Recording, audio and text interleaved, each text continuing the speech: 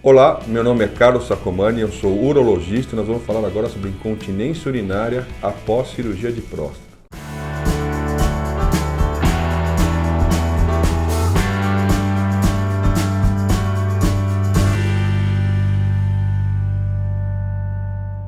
Isso é uma grande preocupação dos homens que vão para a cirurgia de próstata, principalmente por câncer de próstata. É uma pergunta frequente quando nós indicamos a cirurgia se há o risco ou não de ter incontinência urinária. De maneira geral, se eu for operar um paciente por uma doença benigna, ou seja, um aumento benigno da próstata, a chance de apresentar incontinência urinária é bem menor.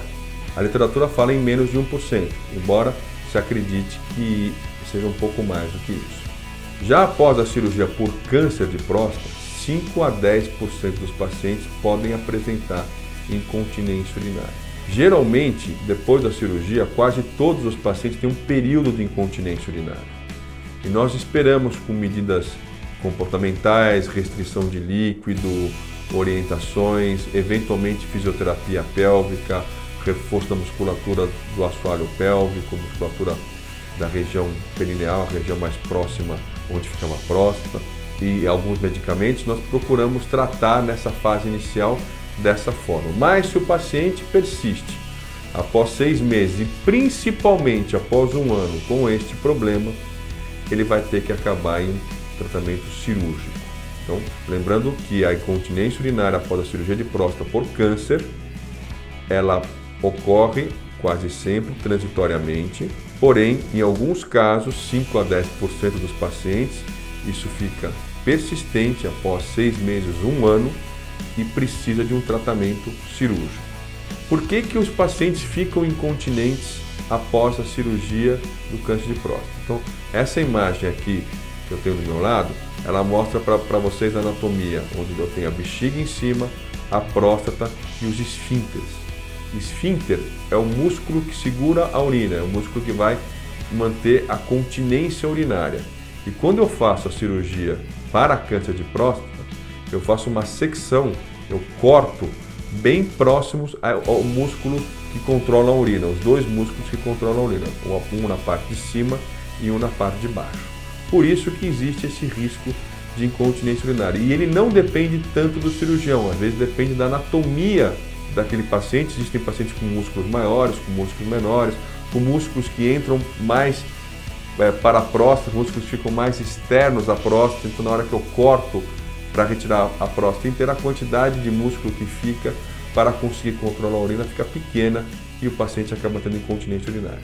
Então, a principal causa da incontinência urinária após a cirurgia de próstata é a deficiência esfinteriana, ou seja, a falha desse esfíncter, desses músculos que seguram a urina. Existem alguns pacientes que têm incontinência urinária após essa cirurgia por causas da bexiga, por alterações no funcionamento da bexiga, mas isso não é o comum. E existem situações que as duas coisas ocorrem conjuntamente. Como a maioria dos pacientes apresentam deficiência esfinteriana, o tratamento é focado nisso. E existem basicamente 2 tipos de tratamento hoje disponíveis. O esfíncter urinário artificial, que é esse dispositivo aqui do lado que vocês podem observar. Ele tem 3 sistemas, ele tem um balão, ele tem um anel que fica ao redor do canal e ele tem um dispositivo que você aciona no escroto para conseguir abrir o anel e urinar quando você quer, e depois ele fecha novamente para manter a continência urinária. É um dispositivo bastante sofisticado, não é um dispositivo novo, ele foi criado em 1983 e depois foi modificado em 1987. E no Brasil ele existe desde 1999, sendo que em 2014 nós conseguimos que ele entrasse para o rol da ANS, ou seja, ele tem cobertura obrigatória pelos planos de saúde.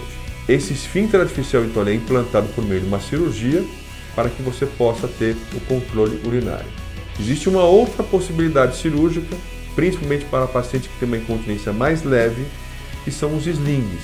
Os slings são fitas colocadas debaixo da uretra, que é o canal urinário, comprimindo esse canal urinário e fazendo que o esfíncter do paciente, o esfíncter natural do paciente, funcione um pouco melhor. É lógico que se o paciente tiver um esfíncter muito comprometido, muito lesado, muito enfraquecido, os slings não vão funcionar. E aí eu tenho que passar para o esfíncter artificial. A decisão de fazer um sling ou um esfíncter artificial é feita entre o médico e o seu paciente. Existe um vídeo aqui também no nosso canal, na nossa página, falando sobre esfíncter urinário artificial. Se você tiver interesse, assista também. Muito obrigado.